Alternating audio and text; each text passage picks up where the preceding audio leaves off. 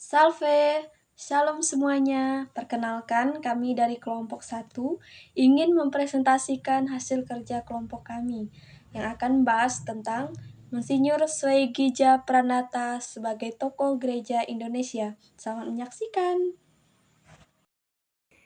Baik, di sini saya akan menjelaskan tentang latar belakang kehidupan Albertus Soegija Pranata. Albertus Soegija Pranata yang juga dikenal sebagai Monsinyur Soegija Pranata. Ia adalah seorang tokoh Katolik Indonesia yang terkenal. Ia lahir pada tanggal 25 November 1896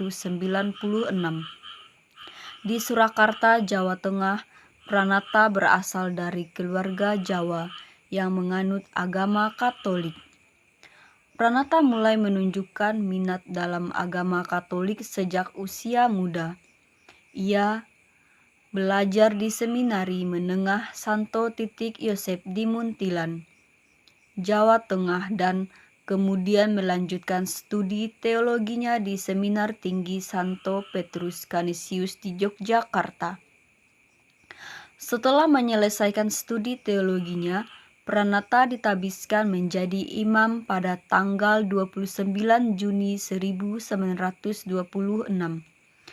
Setelah ditabiskan, Soegija Pranata ditugaskan untuk melayani umat Katolik di berbagai daerah di Jawa Tengah.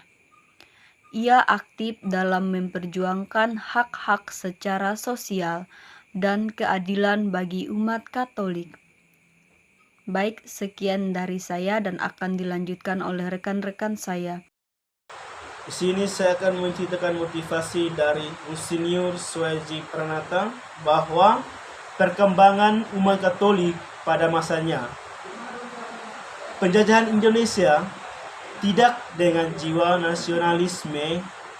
Ia mendorong umat Katolik dan terlibat aktif dalam membina komunitas Katolik di Indonesia dan mengadakan pertemuan-pertemuan, misalnya retret dalam kegiatan-kegiatan OMK dan kegiatan lainnya,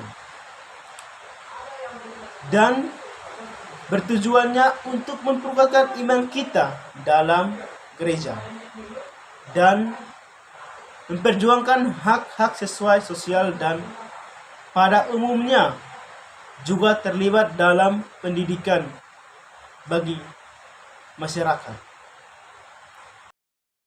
Akan membahas pengaruh masuknya gereja dalam masyarakat lokal. Monsinyur Soegija Pranata membawa pengaruh yang sangat besar bagi masyarakat Indonesia.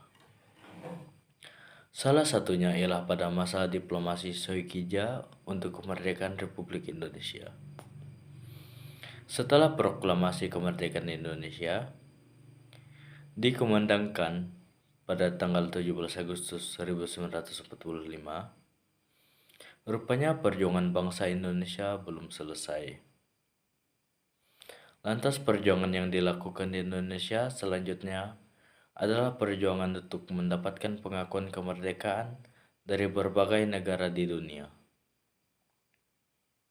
Kala itu, Belanda kembali menyerang Indonesia. Salah satu yang menarik perhatian Soegija adalah membentuk suatu organisasi dalam tujuan agar Pancasila sungguh-sungguh dihidupi rakyat.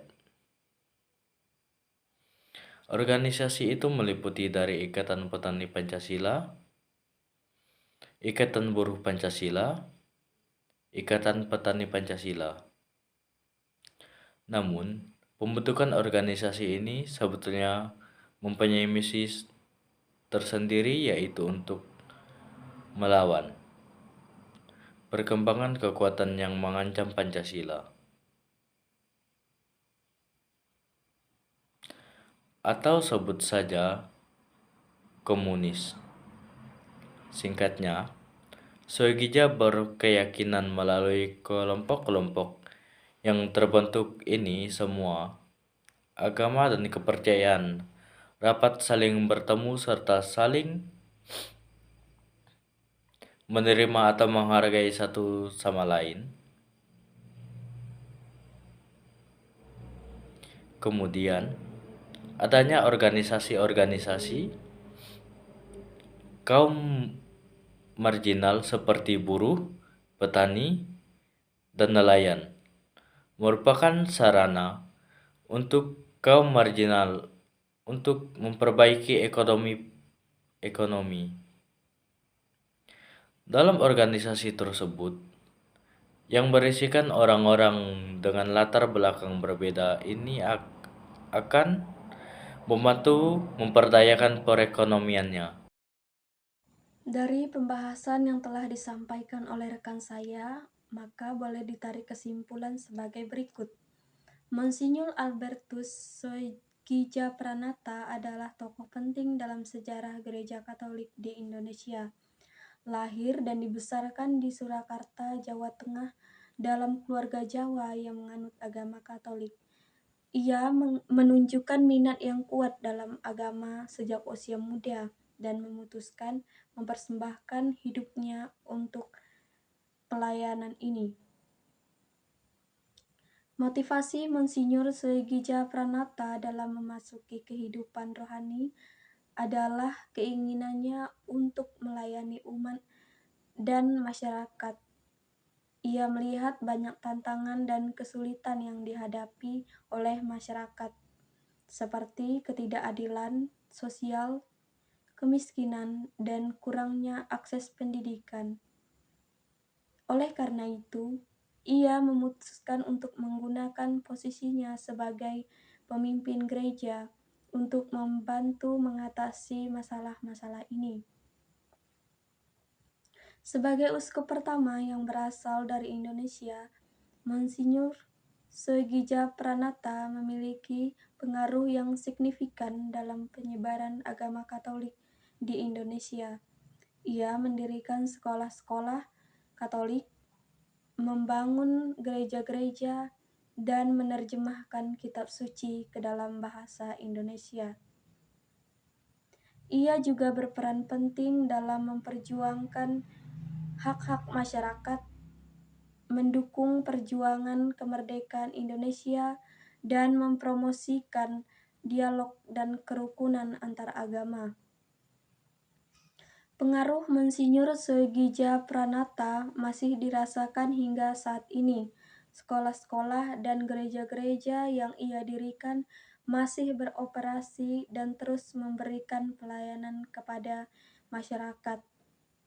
Nilai-nilai yang diajarkan seperti kasih sayang, keadilan, dan pengabdian kepada sesama masih menjadi inspirasi bagi banyak orang. Dan yang paling penting, semangatnya dalam mempromosikan dialog dan kerukunan antar agama masih relevan dan dibutuhkan dalam masyarakat yang beragam seperti Indonesia. Baiklah Bapak dan teman-teman sekalian, sekian pembahasan tentang Monsinyur Soegijapranata. Semoga bermanfaat. Hidup kesepian tanpa kekasih. Cukup sekian dan